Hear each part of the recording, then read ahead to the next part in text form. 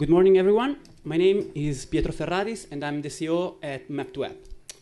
So map2app is a web platform that allows you to turn travel-related content into mobile travel guides. We are like WordPress, but instead of allowing you to create a blog, we allow you to create a native mobile travel application. The reason why we created map2app is that today building an application is still extremely complex and expensive. But at the same time, there are millions of companies and individuals out there that have geolocated content, and they would love to turn them into a mobile application. So we built this platform. It's super easy to use. Users can create their own categories, such as restaurants, bars, parks, whatever they want, and then they can add places, events, and stories, including media files, such as video, images, and audios. Then, once they are done with all the content, they can customize the interface, deciding the look and feel, and finally, exporting a native mobile application for iPhone, Android, and J2Me devices. So we have two different kinds of customers today. On one side, there are authors, and authors are mainly travel bloggers and travel writers that they have an audience, they have great content, but they have no money. So we allow them to create their application for free. We distribute it on the market, and we share the revenue as a paid application, and we share the revenues with them. On the other side, there are publishers, and publishers are companies and organizations working in the travel market. They pay us a publishing fee, and then they can distribute the application as a white label application at the condition that they want. If they decide to publish under our account as a paid application, we keep a 5% from sales. Of course, we're not the only company that allow you to transform content in a mobile application. On one side, there are app creation platforms for coders, and then there are app creation platforms for no coders. But there are also a bunch of mobile applications that allow users to collect travel content and share them with their friends. And finally, there's a bunch of very successful vertical platforms, such as CrowdCompass, that is specific for event-based application, or Mobile Roadie, specific for music-based application. And we're here at the intersection of these two worlds. We are a vertical solution that allows people to create mobile travel guides. And we chose to be vertical because this allows us to offer a set of unique features. So our user, for example, can translate all their application in one click to as many languages as they want. Or we offer a bunch of content importer, and people can import a list of places, events, and stories in different formats. And finally, we offer a set of really powerful map features. We choose to be vertical also because we operate in a huge market, and differentiation is key. So today, the app market in the overall is worth 72 billion, but the biggest part of this value comes from the development of application and not from sales. So this means that there are a lot of people that are losing money in creating application. The travel apps market alone, it's worth $5 billion. So it's still a big figure. And also, this market is growing, is doubling each year in the last 3 years. In 2011, there were 60,000 applications in the travel segment, and there was a kind of market leader that was and is Lonely Planet. If we project the growth of the market, in 2017 there will be 3 million applications, and we aim to become the market leader with 500,000 applications out there, 26,000 unique active users monthly, and 14 million in revenues. And today, these are our numbers. So we started 6 months ago. We have now more than 1,000 authors and publishers registered to the platform, of which more than 200 were active in the last month. They are creating an app. And we published almost 100 applications. So Lonely Planet should be worried. And with great ratings, 4.5 stars as an average rating. And we had some revenues. We are 3 founders. Me and Simone are second-time entrepreneurs. And Michele developed an amazing technical skill working at the European Space Agency. Plus, we have a great team of 6 people and a wonderful advisory board. John from Yahoo, Ellison from Lonely Planet, and Francesco, CEO at Spreaker. So today we are looking for a seed round of $300,000, and we're going to use this money to develop a bunch of services that will allow us to monetize more and more users and make them even more happy. And also we will invest some money in marketing and advertising and hiring salespeople and business developer. And that's it. Thank you for your attention. All right.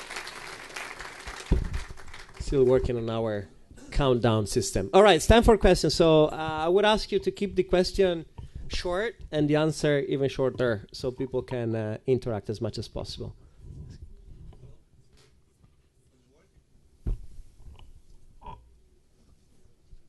Can you hear me? Yeah. Okay. Very interesting market, but very crowded. I'd like to know, especially towards generalistic competitors. We know only in Italy we have a couple of them known. Apps Builder. And Applix. Yeah. What do you think is going to be your killer advantage? Yeah, definitely. We have a few advantages on them because we are, as I said, vertical on a niche market. It is a travel market. And if you want to make a territory-based application, you cannot go with Apps Builder or others. Well, you could, but you don't get the same result. Our application, our platform is thought for your needs. So we allow you to translate content in as many languages as you want in one click. We use Google API right now, but we will use API that connect with professional translator. That's one thing. The other thing is managing a map in an efficient way so that you can show multiple categories on the map. You can have a path going from one place to another. You can have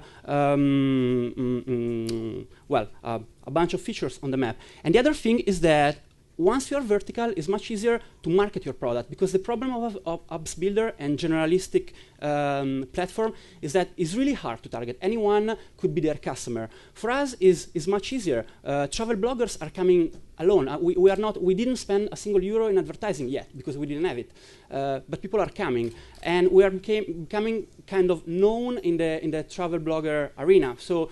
That's the thing. And there's another thing that an important part of our business model, something that we plan to do, is adding local deals. And you can do that if you are specific on travel. That means that we're going to monetize the very final users. So you use your application, you're going to buy something from Groupon, Bookings.com, Viable, Viator, whatever, and we make money also from that part. And this is something that they don't have.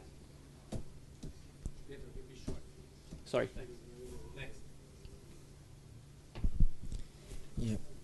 So I'm interested about the collaborative side of your platform. The collaborative side of your platform, it's interesting.